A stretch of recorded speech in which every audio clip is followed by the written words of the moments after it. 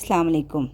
आज हमने chapter number 3 matrices and determinant का आगाज़ करना है। मैट्रिसेस को एक्सप्लेन करने से पहले हम सबसे पहले इसकी डेफिनेशन पढ़ने की कोशिश करेंगे। अस्सलाम वालेकुम। आज हम चैप्टर नंबर 3 यानी मैट्रिसेस स्टार्ट करने लगे हैं। 3.1 करने से पहले हम कुछ डेफिनेशन पढ़ते हैं कि मैट्रिसेस है क्या। बेसिकली मैट्रिसेस जो है वो प्लूरल है। इसका जो सिंगुलर होता है वो होता है मैट्रिक्स। तो मैट्रिक्स की डेफिनेशन पहले हम पढ़ लेते हैं, फिर हम इसको समझने की कोशिश करते हैं। Matrix is a rectangular arrangement of numbers, symbols और एक्सप्रेशंस ऑर्गेनाइज्ड इन रोज और कॉलम्स इनक्लोज्ड इन ब्रैकेट्स। मतलब एक ब्रैकेट के अंदर कोई नंबर्स या सिंबल्स या एक्सप्रेशंस होते हैं जिनको हम अरेंज करते हैं, तो उसको हम कहते हैं मैट्रिक्स। एग्जाम्पल के जरिए समझने की कोशिश करते हैं। जैसे कि यहाँ पर एक ए मैट्रिक्स लिखा गया है, इसके अंदर नंबर लिखे हुए हैं 1 2 3 4 5 6। तो ये नंबर कोई इकट्ठे नहीं लिखे गए, ये नंबर थोड़ी थोड़ी स्पेस के साथ लिखे गए हैं और एक खास अरेंजमेंट के साथ लिखे गए हैं। अगर आप यहाँ पर नोट करें तो ये नंबर कुछ इस तरतीब के साथ लिखे गए हैं और इन एक नंबर से दूसरे नंबर के दरमियान गैप है। इसी तरीके से जब यहाँ पर 4 लिखा गया है तो 4 के बाद 5 और 4 के दरमियान भी इसी तरीके से गैप मौजूद है। सिमिलरली 5 और 6 के दरमियान भी इसी तरीके से गैप मौजूद है। यानी कि नंबर्स तो लिखे गए हैं लेकिन इनकी कोई खास अरेंजमेंट भी है। ठीक, कुछ नंबर वर्टिकल लाइन में लिखे गए हैं और कुछ नंबर हॉरिजॉन्टल लाइन में लिखे गए हैं। तो इसी तरीके से अब ज़रूरी नहीं है कि आप हर दफ़ा मैट्रिसेस के अंदर 1 2 3 नंबर सी देखें, उसके अंदर कुछ अल्फ़ाबेट्स भी हो सकते हैं। जैसे कि एक और हम मैट्रिक्स देखते हैं B is equal to A B C D E, इसके अंदर एलिमेंट्स मौजूद हैं, अल्फ़ाबेट्स मौजूद हैं। लेकिन एक और बात नोट करें कि ये जो मैट्रिसेस की रिप्रेजेंटेशन है ये हमेशा कैपिटल लेटर से होती है। कैपिटल ए और कैपिटल बी, कैपिटल सी, इस तरह इनकी रिप्रेजेंटेशन की जा सकती है। एज अ एलिमेंट के तौर पर ये स्मॉल लेटर के तौर पर आएंगे, जैसे यहाँ पर ए बी सी डी सारे स्मॉल लेटर के तौर पर आए हैं। राइट, तो हमने इसमें ये पढ़ा कि मैट्रिक्स जो है वो अच्छा, और जो ब्रैकेट होगी वो हमेशा रेक्टेंगुलर होगी। समझ आई? ये मिड ब्रैकेट नहीं हो सकती या कोई और ब्रैकेट नहीं हो सकती, ये हमेशा एक रेक्टेंगुलर ब्रैकेट होगी और इसके अंदर नंबर से एक्सप्रेशन एक खास अरेंजमेंट के साथ लिखे हुए होंगे। इसके बाद हम पढ़ते हैं सबसे पहले कॉलम्स ऑफ मैट्रिक्स होते क्या है, कि कॉलम क्या है।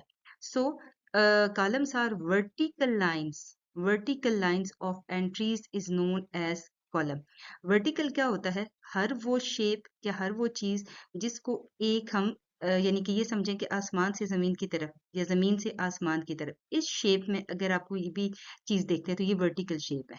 राइट, तो यहाँ पर अगर हम वर्टिकल ए की शेप देखें तो हमारे पास कौन सी शेप बनती है? यहाँ पर इस तरीके से, ये इसका कॉलम है। इसी तरीके से अब अगर आप बी में देखें तो इसका कॉलम ये होगा। इसी तरीके से सी में भी एक कॉलम मौजूद है और डी में भी एक कॉलम हमारे से पास मौजूद है। तो ये होते हैं किसी भी मैट्रिक्स में मौजूद कॉलम्स को देखने का तरीका होता है। राइट, इसके बाद हम देखते हैं कि रोज ऑफ मैट्रिक्स किसे कहते हैं। Horizontal line of entries is known as row of matrix, कि जो हम नंबर्स हॉरिजेंटल वे में लिखते हैं उसको हम कहते हैं कि ये रोज हैं। अब ये हॉरिजेंटल है, जस्ट लाइक अ रोड। एक सड़क के ऊपर जो आप ट्रेवल कर रहे होते हैं ये आप हॉरिजेंटल वे पे ट्रेवल कर रहे होते हैं। राइट, तो अब हम देखते हैं कि जैसे ए एक हमारे पास मैट्रिक्स है, तो इसका जो हमारे पास रो होगी वो हम इस तरह मेजर करेंगे। राइट, इसी तरीके से हम बी को देखते हैं, सी और डी भी हमारे पास, ये चार हमारे पास मैट्रिक्स हैं। अब हम इनकी रोज देखते हैं कि वो कैसे हैं। ये इसकी रो है, ये बी की रो होगी, ये सी की रो है और ये हमारे पास है डी की। एलिमेंट्स किसे कहते हैं? Each individual number inside the matrix is known as elements. जैसे कि अब यहाँ पर देखते हैं कि यहाँ पर 1 एक एलिमेंट है, 2 भी एक एलिमेंट ऑफ मैट्रिक्स ए है। इसके बाद आपने एक्सप्लेन कर देना है। So 1 2 3 4 5 and 6 are known as elements of matrix ए।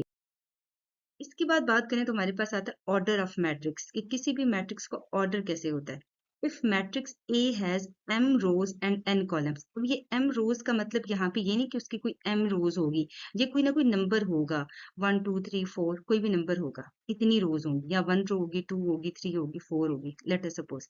और n तो उसकी जनरल फॉर्म है, और अगर n उसके कॉलम्स हों then the orders of A is known as m cross n। उसको हम कहते हैं m क्रॉस n, उनको मल्टीप्लाई नहीं कर देना, बस कहना है m cross n, and we say it by this m by n। उसको हम पढ़ते क्या है, हम उनको पढ़ते हैं m बाय n, यानी इसको m क्रॉस n नहीं पढ़ना, इसको क्या पढ़ना है, m बाय n पढ़ना है। राइट, अब हम कुछ एग्जाम्पल देखते हैं। जैसे कि फॉर एग्जाम्पल अगर हम a देखें तो ए में कुछ एलिमेंट्स हैं 1 2 3 4 5 6। तो सबसे पहले हमने क्या मेजर करनी है, उनकी रोज। ऑर्डर में ये बात याद रखें कि जब आपने मेजर करनी है तो सबसे पहले नंबर ऑफ रोज देखनी है। तो रोज इसमें एक रो ये है और दूसरी रो हमारे पास ये है। राइट, अब हमने इसकी नंबर ऑफ रोज लिख लेनी है कि हमारे पास नंबर ऑफ रोज है 2। इसके बाद हम काउंट करेंगे नंबर ऑफ कॉलम्स। तो 1 2 और 3, 3 इसमें कॉलम है। तो अब हम लिख लेंगे कि नंबर ऑफ जो हमारे पास कॉलम्स हैं वो हमारे पास कितने हैं, 3। सो ऑर्डर हमारे पास क्या आ जाएगा, 2/3। इसको ऐसे भी लिखा जा सकता है और ये भी लिख सकते हैं 2 और दरमियान में क्रॉस के लाइन लगा के सिंबल लगा के भी आप लिख सकते हैं कि ये भी 2/3 का सिंबल है। और ऑर्डर को ज्यादातर ORD लिखते हैं, अगर आप पूरा भी लिखना चाहें तो तब भी ठीक है, यानी कि ORD of A is equal to 2/3। तो सबसे पहले नंबर ऑफ रोज लिखी थी जो कि हमारे पास थी 2, और फिर हमने नंबर ऑफ कॉलम लिखी जो कि हमारे पास है 3। नेक्स्ट हमारे पास डेफिनेशन आती है equal matrices. So equal matrices क्या है, two matrices are equal if their order and corresponding elements same. For example जैसे कि देखें ये दो मैट्रिसेस हैं ए और बी, तो ये दोनों इक्वल मैट्रिसेस हैं। यहाँ पर देखें ए में भी जो फर्स्ट एंट्री है वो है 0, और यहाँ पर भी 3 - 3 which is equal to 0। Similarly यहाँ पर 3 इज इक्वल टू 3, इसी तरीके से 3 + 1, तो यहाँ पर 3 + 1 की जगह यहाँ पे हमारे पास क्या आएगा, 4। मीन्स कि इनकी करस्पॉन्डिंग एंट्रीज भी सेम है और इनके रोज और कॉलम भी इनके क्या है, सेम है। ये जो 3 - 3 है ये अलग से एलिमेंट नहीं है, ये पूरे का पूरा एक ही एलिमेंट है। इसका मतलब क्या है कि ये एक एंट्री को शो करता है। इसी तरीके से ये जो 3 + 1 है ये भी एक सिंगल एंट्री को शो करता है, डबल एंट्री को शो नहीं करता। नेक्स्ट अब हम एक्सरसाइज 3.1 स्टार्ट करते हैं। तो एक्सरसाइज 3.1 में क्या है, right the number of rose and column of each matrix. तो पहला जो हमारे पास मैट्रिक्स है वो है ए। इसके अंदर जो एलिमेंट्स पाए जाते हैं, इसमें जस्ट हमने नंबर ऑफ रोज और कॉलम बताने हैं, तो वो सारे देखें इसके एलिमेंट्स सारे क्या हैं, 0 0 0 हैं। राइट, तो एलिमेंट्स का तो इस चीज से ताल्लुक ही कौन है, नंबर ऑफ रोज और कॉलम से। तो हम लोग सबसे पहले इसकी रोज देख लेते हैं। एक रो इसकी ये है और एक इसकी ये है। So the number of rows of A is equal to 2। इसके बाद हम कॉलम को मेजर करते हैं। एक कॉलम इसका ये है और एक इसका कॉलम ये है। अब अगर हम इसको टोटल हमारे पास कॉलम कितने हो गए, 2, तो हम लिखेंगे number of columns of A is equal to 2। इसके बाद हमारे पास बी है, बी इज इक्वल टू 3 4 7। इसमें भी हम सबसे पहले रोज को मेजर करेंगे। इसके अंदर हमें टोटल 3 रोज मिली हैं और हम लिखेंगे number of rows of B is equal to 3। इसके बाद हम कॉलम मेजर करेंगे तो कॉलम हमारे पास सिर्फ एक है। राइट, इसके बाद हम सी है 8 - 10 और 11। इसके बाद हम इसमें रोज मेजर करेंगे तो इसमें रोज जस्ट 1 है और हम लिखेंगे number of rows of C is equal to 1। इसके बाद हम लिखेंगे नंबर ऑफ इसमें कॉलम्स। तो कॉलम्स देखें हमारे पास टोटल 3 है, तो इसमें इसको लिख देंगे number of columns of C is equal to 3। D में देखें, इसमें भी हम सबसे पहले मेजर करेंगे इसमें रोज। इसमें एक रो ये है, एक रो हमारे पास ये है और एक हमारे पास ये है। तो टोटल नंबर ऑफ रोज आपके पास कितनी आती हैं, 3। फिर कॉलम मेजर करें तो वर्टिकल लाइंस हमने ड्रॉ करनी है। तो एक लाइन हमारे पास यहाँ पर आती है, एक यहाँ पर और एक यहाँ पर। तो टोटल नंबर ऑफ लाइंस आपके पास कितनी आती हैं, वर्टिकल लाइंस जो आती हैं वो आती हैं आपके पास 3। सो कॉलम आपके पास कितने, 3। ई की बात कर लेते हैं। ई में सबसे पहले हम रोज देखेंगे, एक और दो, दो रोज हमारे पास हॉरिजॉन्टल वे में है। सो रोज आपके पास कितनी आ जाएंगी, 2। इसके बाद अगर आप वर्टिकल लाइंस देखें तो वो हमारे पास आती हैं 3। सो कॉलम्स आपके पास कितने आएंगे, 3 आएंगे। नेक्स्ट आता है right the order of each matrix. अब इनका अपने ऑर्डर लिखना है। तो ऑर्डर के लिए दो चीजें जरूरी हैं, आपको रोज भी पता हो और कॉलम भी पता हो। तो सबसे पहले हम इनकी रोज मेजर कर लेते हैं। तो इनकी जो रोज हैं वो हमारे पास हैं 2। इसके बाद हम कॉलम मेजर करते हैं। कॉलम मेजर करने के लिए हमें वर्टिकल लाइन ड्रॉ करनी पड़ेगी। तो यहाँ पर हमने वर्टिकल लाइन जब ड्रॉ की तो हमारे पास सिर्फ एक लाइन है, यानी कि number of columns of A is equal to 1। So order of A is equal to 2/1। इसके बाद बी की बात कर लेते हैं तो बी इज इक्वल टू 3 4। है, लेकिन अब आपने इसको सॉल्व खुद करना है। इसके बाद बारी आती है सी की। तो सी में हमारे पास सबसे पहले हम देखते हैं हॉरिजेंटल लाइन। तो हॉरिजेंटल लाइंस अगर हम इसमें देखें तो इसमें दो ड्रा हो रही है, तो इसका मतलब यह है कि number of rows of C is equal to 2 है। इसके बाद हम इसमें वर्टिकल लाइंस देखते हैं, तो वर्टिकल लाइंस भी इसमें कितनी है, 2 हैं। सो नंबर ऑफ कॉलम्स इसमें कितने हैं, 2। तो order of C is equal to हमारे पास क्या आ जाएगा, 2/2 आ जाएगा। इसके बाद D इज इक्वल टू है 034 509। इसमें सबसे पहले हमें हॉरिजेंटल लाइंस ड्रॉ करनी है। तो इससे हमें पता चलेगा कि इसमें नंबर ऑफ रोज कितनी है। तो अब इसमें हॉरिजेंटल लाइंस क्योंकि दो ड्रॉ हुई हैं, तो इसलिए इसमें जो नंबर ऑफ रोज होंगी वो कितनी होंगी, 2 होंगी। अब हम इसमें वर्टिकल लाइंस ड्रॉ करते हैं, तो वो हमारे पास टोटल बनती है 3। So number of columns of D is equal to हमारे पास क्या आएगा, 3 होगा। और ऑर्डर हमेशा रोज बाय कॉलम लिखा जाता है, सो 2/3 लिखा जाएगा। नेक्स्ट हमारे पास E इज इक्वल टू आता है 0 1 3 4 5 6, राइट। और इसमें हमने सबसे पहले vertical line horizontal lines draw करनी है। तो हॉरिजेंटल लाइंस अगर हम ड्रा करें तो इसमें आता है 3 लाइनें ड्रा होती हैं। सो इसमें नंबर ऑफ रोज हमारे पास कितनी आती है, 3। नंबर ऑफ कॉलम्स के लिए हमने वर्टिकल लाइंस ड्रॉ की और वर्टिकल लाइंस इसमें है 2। So number of columns of E is equal to 2। तो अगर हम इसे ऑर्डर की फॉर्म अगर लिखना चाहते हैं तो हम इसे लिखेंगे 3/2। नेक्स्ट आता है एफ। एफ में अब देखें सिर्फ एक एलिमेंट मौजूद है। जब एक एलिमेंट होता है तो इसमें देखें नंबर ऑफ जो रोज है वो भी 1 है और नंबर ऑफ कॉलम्स भी इसमें क्या है, 1 है। सो इसका जो ऑर्डर होगा वो होगा 1/1। क्वेश्चन नंबर 3 हमारे पास है which of the following are equal matrices. मतलब यहाँ पे हमें डिफरेंट किस्म के ABCDEF मैट्रिसेस दिए गए हैं और हमें कहा गया कि इनमें से कौन से मैट्रिसेस इक्वल हैं। जब इस तरह का क्वेश्चन आपके सामने आए तो आपने उसको बड़ा क्लेवरली देखना है कि हमें कौन से मैट्रिसेस को इक्वल लेना है। यहाँ पे सबसे पहले 1/1 सबको कंपेयर करना है। सबसे पहले 1 को देखते हैं। तो 1 को अगर हम देखें तो यहाँ पर जो टोटल नंबर ऑफ रोज बनती हैं वो बनती हैं 2, राइट। और नंबर ऑफ कॉलम्स आपके पास कितने बनते हैं, वो भी बनते हैं 2। तो हमें कोई ऐसा BCDEF में से कोई ऐसा देखना है मैट्रिक्स जिसमें 2 रोज हों और 2 ही हमारे पास हों कॉलम हों। तो अगर आप देखें इसमें कॉलम 1 है और इसमें आप देखें तो इसमें रोज 3 है। सी में हमारे पास रोज 3 बनती हैं, तो सो ये भी काम नहीं हो सकता। इसी तरीके से डी में अगर आप देखें, अच्छा एक और बात कि ये जो बाइनरी ऑपरेशन होते हैं जैसे कि 2 और 3, इनके दरमियान एक बाइनरी ऑपरेशन है मल्टीप्लिकेशन का। तो इसका ये मतलब नहीं है कि ये एक हमारे पास कॉलम है और ये एक हमारे पास कॉलम है, ऐसा नहीं है। ये दोनों मिलके एक ही कॉलम बना रहे हैं। ये याद रखें कि जो किसी भी मैट्रिक्स के अंदर जो एंट्रीज होती हैं उनके दरमियान डिस्टेंस होता है, उनके दरमियान गैप होता है, उनके दरमियान कोई भी बाइनरी ऑपरेशन नहीं होता, न प्लस न माइनस मल्टीप्लाई, कोई बाइनरी ऑपरेशन नहीं होता, बल्कि उनके दरमियान एक सर्टन लेवल का एक गैप होता है। जैसे अभी यहाँ पर देखें तो 2 3 आर 6, तो हम ये कह सकते हैं कि ये 6 है, राइट। इसी तरीके से 2 में से 1 माइनस करेंगे तो ये 1 है, राइट। और यहाँ पर ये एक कॉलम है, ये पूरा एक कॉलम है। इसी तरीके से ये वाला भी पूरा सिर्फ एक कॉलम है, अलग अलग ये 4 कॉलम नहीं है, ये सिर्फ 2 कॉलम है, राइट। इसी तरीके से अब डी पे बात करें तो डी में भी ये जाहिर सी बात है टोटल एक नंबर काउंट हो रहा है। इसी तरीके से ये वाला भी नीचे एक नंबर काउंट हो रहा है। तो टोटल इसमें जो वर्टिकल लाइंस ड्रॉ होंगी वो सिर्फ और सिर्फ एक ड्रॉ होगी। तो इसमें भी कॉलम एक है, ये भी हमें ए के साथ कंपेटेबल नहीं लग रहा। अगर हम ई की बात करें तो ई में रोज हमें 3 नजर आ रही हैं। ये देखें 1 2 और ये कितनी नजर आ रही हैं, 3। ये भी कंपेटेबल नहीं है। इसका मतलब है ना बी न सी न डी न ई, तो फिर पीछे कौन बचता है, एफ।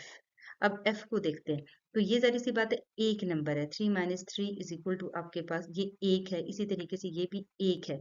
तो अगर इस लिहाज से देखा जाए तो इसमें वर्टिकल लाइंस कितनी ड्रा हो रही हैं, 2। और हॉरिजेंटल लाइंस भी कितनी ड्रा हो रही हैं, 2 हो रही हैं। तो ये जो है ये ऑर्डर वाइज तो एक के साथ कंपैटिबल है, लेकिन अभी हमने इक्वल मैट्रिसेस की डेफिनेशन में क्या पढ़ा था कि सिर्फ ऑर्डर सेम होना काफी नहीं है, बल्कि उनकी जो करस्पॉन्डिंग एंट्रीज हैं वो भी सेम होना जरूरी है। तो यहाँ पर ए में जो सबसे पहले एंट्री है वो क्या है, 0। एफ में भी अगर आप पहली एंट्री देखें यानी कि 3 माइनस 3, तो वो किसकी इक्वल आती है, 0 की इक्वल आती है। इसी तरीके से यहाँ पर देखें लिखा हुआ है नेक्स्ट यहाँ पर 4, कॉलम फर्स्ट कॉलम का जो सेकंड एलिमेंट है वो यहाँ पर है 4। तो एफ का भी जो फर्स्ट कॉलम का सेकंड अगर आप एलिमेंट देखें तो ये देखिए 3 + 1 क्या बनता है 4, और 3 1 और 3 1, तो ये तो ऑब्वियसली कॉमन है ही। सो ए और एफ जो है ये आपस में हमारे पास क्या आते हैं, इक्वल आते हैं। हम a इज इक्वल टू लिखेंगे f, a की जगह a की वैल्यू और f की जगह f का मैट्रिक्स लिखेंगे। इसके बाद इनको सॉल्व करेंगे और प्रूव कर देंगे कि ये दोनों मैट्रिसेस क्या है हमारे पास, इक्वल है। अब देखें 3 - 3 is equal to 0, 3 + 1 is equal to 4, और 3 और 1 की जगह क्या आया, 3 और 1 ही आया। सो ये दोनों और इनकी जो करस्पॉन्डिंग एंट्रीज हैं, लेकिन यानी यहाँ पर भी पहले 0 है तो यहाँ पर भी पहले 0 ही मौजूद है। इसी तरीके से अगर यहाँ पर 3 है तो यहाँ पर भी नंबर 3 मौजूद है। सिमिलरली वाइस वर्सा आप देख लें 4 1 की जगह 4 1 ही मौजूद है। सो ए इज इक्वल टू हमारे पास क्या आता है, अब क्या आता है एज, और नीचे आप एक्सप्लेनेशन में भी लिख सकते हैं as number of rows column and their corresponding entries are same. Corresponding entries का भी सेम होना जरूरी है, सिर्फ ऑर्डर का सेम होने से यानी कि नंबर ऑफ रोज और कॉलम के सेम होने से आपका काम नहीं बनना इक्वालिटी के केस में। इसके बाद नेक्स्ट देखें which of the following are equal matrices. तो अब इसमें ए और एफ तो निकल गए, उन दोनों को तो हमने सॉल्व कर लिया। अब पीछे रह गए बी सी डी और ई, ये तीन मैट्रिक्स, ये चार हमारे पास मैट्रिक्स रहते हैं। तो अब इन चारों को डिस्कस कर लेते हैं। तो ए के बाद अब बारी आती है बी की। अगर हम बी को देखें, इसमें एक हमारे पास आता है कॉलम और इसमें दो रो आती हैं, राइट। एक कॉलम है और दो हमारे पास कितनी हैं, रो है। तो अब हम देखते हैं सी, सी तो किसी तरह भी नहीं होता क्योंकि इसमें नंबर ऑफ जो रोज हमें नजर आ रही है ना वो 3 नजर आ रही है, 1 2 और ये वाली तीसरी वाली। तो यहाँ पर तो नंबर ऑफ रोज ज्यादा हो गई, ये भी हमें सूट नहीं करता।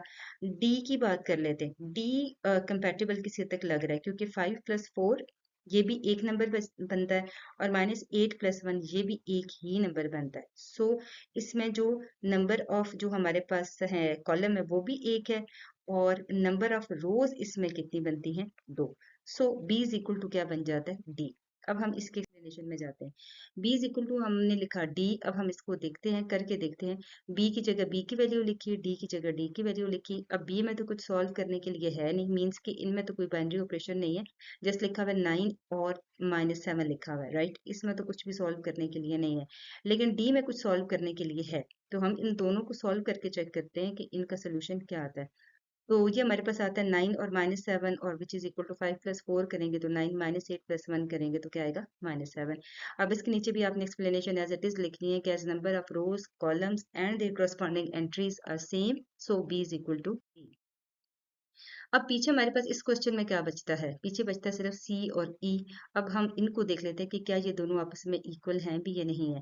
अगर हम इसमें नंबर ऑफ सबसे पहले रोज की बात की कर ली जाए तो वो इसमें है 3, राइट। और इसमें अगर नंबर ऑफ रोज की बात की जाए तो वो भी हमारे पास कितनी बनती है, 3 ही बनती है। और नंबर ऑफ कॉलम की अगर इसमें बात की जाए तो इसमें भी बनते हैं 2, और इसमें भी जो नंबर ऑफ कॉलम बनते हैं वो 2 ही बनते हैं, क्योंकि ये जो बाइनरी ऑपरेशन है ये एक नंबर को शो करते हैं। सो हम C इज इक्वल टू क्या लेंगे, ई के। अब हम इनके दरमियान जो मौजूद बाइनरी ऑपरेशन है उनको सॉल्व करेंगे, मतलब 2 3 जार क्या आ जाएगा 6, 2 में से 1 माइनस करेंगे तो 1, 2 2 जार हमारे पास आ जाएगा 4, और इसी तरीके से 2 में से अगर आप 4 में से अगर -2 करें तो हमारे पास आएगा 2, 4 में 4 प्लस करें तो हमारे पास आता है 8, इसी तरीके से 3 में +0 करें तो हमारे पास आता है 3। तो फिर ये सारी एंट्रीज करस्पॉन्डिंग एंट्रीज देख लें, ये सारी की सारी हमारे पास क्या आती है, सेम आती है। तो क्योंकि इनके number of rose, number of column, corresponding entries सब सेम है, सो हम क्या कहेंगे, C इज इक्वल टू ई। इसके बाद एक जो क्वेश्चन नंबर 4 है उसमें देखेंगे आता है find the values of A B C and D if. ये दो मैट्रिक्स हैं, ये दो मैट्रिक्स देख लें अलग अलग हैं। एक ये हमारे पास मैट्रिक्स है और एक हमारे पास इक्वलिटी के बाद एक मैट्रिक्स लिखा हुआ है, ये दो मैट्रिक्स हैं। और इन दो मैट्रिक्स के दरमियान किसका साइन है, इक्वलिटी का साइन है, मीन्स कि ये दोनों मैट्रिक्स क्या है, इक्वल है, राइट। और हमने वैल्यू किसकी फाइंड करनी है, ए बी सी और डी की वैल्यू फाइंड करनी है। अब देखिए इक्वल इक्वल का जब दरमियान में साइन है ना तो फिर हमें फौरन से पहले जंप ये अपने दिमाग में सोचना चाहिए इक्वालिटी के बारे में। अभी हमने इक्वालिटी ऑफ मैट्रिसेस की क्या डेफिनेशन पढ़ी है कि दो मैट्रिसेस इक्वल होंगे अगर उनके number of rose, number of columns और करस्पॉन्डिंग एंट्रीज भी क्या हों, इक्वल हों। अब नंबर ऑफ रोज और नंबर ऑफ कॉलम्स तो ऑब्वियसली इन दोनों में इक्वल है, क्योंकि इसमें ये देखिए ये एक कॉलम बनता है और ये एक कॉलम, यानी कि दो कॉलम हो गए, और इसमें भी जारी सी बात है हमें दो कॉलम ही नजर आ रहे हैं। और नंबर ऑफ रोज भी देखें, इसमें दो हैं, तो इसमें भी नंबर ऑफ रोज हमारे पास कितनी है, दो ही है। सही है, यहाँ तक तो बात सही है। कॉरस्पॉन्डिंग एंट्रीज के जरिए हमने इसको सॉल्व करना है, तो सोल्यूशन की तरफ चलते हैं। सबसे पहले हम लिखेंगे सोल्यूशन। अच्छा, इसके बाद हमने क्रॉसपॉन्डिंग एंट्रीज लिखनी, तो क्रॉसपॉन्डिंग एंट्री में सबसे पहले आपकी नजर पड़ेगी a प्लस सी पे। a प्लस सी, और इधर से अगर आप पहली क्रॉसपॉन्डिंग एंट्री देखें तो आपके पास आती है 5। कभी भी जब दो वेरिएबल इन्वॉल्व हों तो उसको सबसे पहले सॉल्व करने की कोशिश कभी भी नहीं करनी चाहिए, उसको स्किप कर देना चाहिए, उसको स्टे बैक करें और कुछ और अगले किसी और एंट्री के बारे में सोचें। इसके बाद अगर हम देखें तो एक एंट्री है हमारे पास c-3, ये एक वैलिड है क्योंकि इसके अंदर वेरिएबल सिर्फ एक है, यानी कि c, राइट। वेरिएबल सिर्फ एक है c, और ये c-3 यानी कि वेरिएबल सिर्फ एक है, और ये किसके इक्वल है, 8 के। तो सबसे पहले इसको करना की कोशिश करते हैं। If two matrices are equal then their corresponding element must be क्या होने चाहिए, इक्वल होने चाहिए। तो इक्वलिटी की बेस पे हम क्या लिखेंगे कि c-3 इज इक्वल टू हमारे पास क्या आएगा, 8। वो हमने यहाँ से सेपरेट किसको करना है, सी को करना है। तो ये इधर 3 जो है ये इधर क्या हो रहा है, सब्ट्रैक्ट हो रहा है, तो ये दूसरी तरफ जाके क्या हो जाएगा, ऐड। तो 8 + 3 हो जाएगा। सो सी इज इक्वल टू हमारे पास क्या आता है, 11 आता है। इसको हम कह देते हैं कि ये इक्वेशन नंबर हमारे पास क्या है, 1। इसके बाद हम देखते हैं कि a प्लस सी, अब वही जो करस्पॉन्डिंग एलिमेंट जो सबसे पहले था उसको लिखें। a plus C is equal to हमारे पास क्या आती है, 5, और c की जगह हमने 1 से वैल्यू ली 11, वो पुट कर दी। अब हमने क्योंकि a को सेपरेट करना था तो +11 था, तो दूसरी तरफ जाके क्या हो जाएगा, -11 हो जाएगा। तो 5 - 11 करेंगे तो आपके पास आंसर क्या आएगा, -6। अच्छा, अब यहाँ पर देखें कि ये हमारे पास क्या क्या चीज सॉल्व होगी, एक तो c-3 सॉल्व हो गया, और एक ये a प्लस सी ये भी सॉल्व हो गया, और इन दोनों से हमने a और c दोनों की वैल्यूज निकाल ली। अब रेस्ट हमारे पास क्या बच जाता है, b-1 बचता है, और d प्लस क्या बच जाता है, 4 बचता है, राइट। तो सबसे पहले हम b-1 और b-1 को हम किसके इक्वल रखेंगे, 6 के इक्वल रखेंगे, इसको डिस्कस करते हैं। अगर आप b-1 को इक्वल टू 6 रखें तो यहाँ पर आपके पास b के साथ ये -1 हो रहा है, तो ये इक्वालिटी की दूसरी तरफ जाके क्या हो जाएगा, +1 हो जाएगा। तो 6 में 1 प्लस करेंगे तो b आपके पास क्या आ जाएगा, 7। इसके बाद लास्ट रह गया है, लास्ट वाला एलिमेंट कौन सा है, ये d+4, और ये d+4 किसके इक्वल है, हमारे पास 4 के इक्वल है। सो हम क्या करेंगे कि d+4 इज इक्वल टू क्या करेंगे, 4 लिखेंगे। अब ये वाला जो है ये इधर +4 है, और ये इक्वलिटी की दूसरी तरफ जाके क्या हो जाएगा, -4 हो जाएगा। सो d इज इक्वल टू क्या आ जाएगा, 0। तो इसके बाद आपने a b c और d की वैल्यूज लिख ले देनी है, जो कि हमने फाइंड आउट करनी। नेक्स्ट क्वेश्चन हमारे पास, find the value of x and y if 2x + 1 4 7 5 is equal to 9 7 4 and y। यहाँ पर भी हमारे पास दो मैट्रिसेस हैं, और वो इन दोनों के दरमियान इक्वलिटी का क्या साइन है। तो हमने इसमें से वेरिएबल x और y की वैल्यू निकालनी है, तो सबसे पहले हम लिखेंगे सोल्यूशन। अब क्योंकि इक्वलिटी का साइन है तो यहाँ पर इक्वल मैट्रिसेस की डेफिनेशन आएगी, यानी कि if two matrices are equal then the corresponding elements must be equal. तो अगर हम देखें सबसे पहला जो एलिमेंट है, पहली जो एंट्री है वो है 2x + 1, और इस साइड पर जो हमारी सबसे पहली एंट्री वो है 9। इसका मतलब है 2x + 1 इज इक्वल टू क्या होगा, 9 होगा। तो यहाँ से हमने x को सेपरेट करना है, तो ये +1 है, ये इक्वलिटी के दूसरी तरफ जाके माइनस हो जाएगा।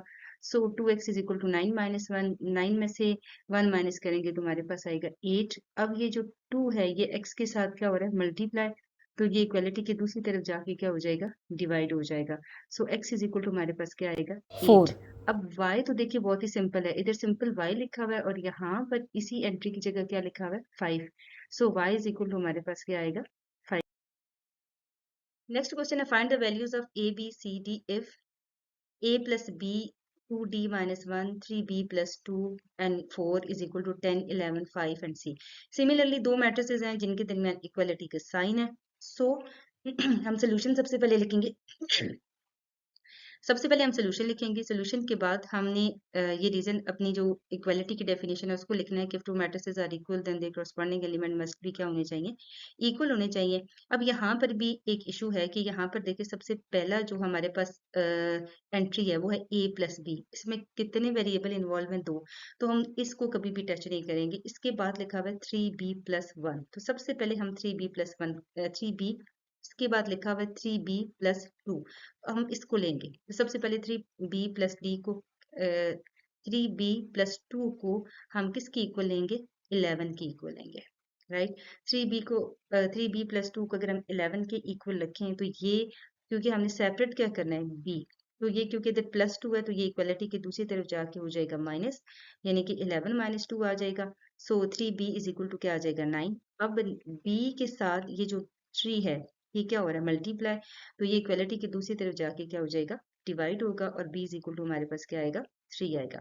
अब ये वैल्यू आपने याद रखनी है कि b इज इक्वल टू हमारे पास क्या निकला है, 3 निकला है। फिर हमने b की वैल्यू को किसी a+b वाले में पुट भी करना है। सो अब हम चलते हैं इस इक्वेशन की तरफ। यहाँ से अब हमने क्या सॉल्व कर लिया, 3b+2, इसको सॉल्व कर लिया। अब देखें, इस ये a+b है, इस a+b में से b की वैल्यू निकल है, यानी कि b सॉल्व हो गया। तो फिर अब हमारे लिए a की वैल्यू निकालना आसान है। अब हम a+b को किसके इक्वल रखेंगे, 10 के। सो अब हम लिखते हैं a+b इज इक्वल टू 10, और b की जगह हम वैल्यू पुट करते हैं, और b की वैल्यू क्या आई थी, 3, यानी कि a+3 इज इक्वल टू 10, और 10 में से -3 करेंगे क्योंकि 3 a के साथ प्लस हो रहा था, तो इक्वलिटी की दूसरी तरफ जाके माइनस होगा। सो 10 में से माइनस, तो आपके पास आंसर क्या आएगा, 7। अच्छा, अब अगेन इसको देखते हैं, इसमें से क्या क्या चीज सॉल्व हो गई। इसमें से एक ये वाला a और b सॉल्व हो गए हैं। अब नेक्स्ट हमारे पास क्या बच जाता है, 2d-1, और 2d-1 किसके इक्वल है, 5 के इक्वल है। और ये तो बहुत सिंपल सा है। c जो है, c बहुत सादा है, c इज इक्वल टू 4, इसको मजीद कुछ भी सॉल्व करने की जरूरत नहीं है। तो सबसे पहले हम लिखेंगे 2d-1 which is equal to 5, तो क्योंकि -1 को सबसे पहले रिमूव करना है तो वो इक्वालिटी की दूसरी तरफ जाके +1 हो जाएगा। सो 2d इज इक्वल टू 6, और 6 को 2 से डिवाइड करेंगे तो d इज इक्वल टू हमारे पास क्या आएगा, 3 आ जाएगा। और simple c is equal to हमारे पास क्या है, 5। सो हमारे पास a, b, c और d इन सब की वैल्यूज ये आ जाती है।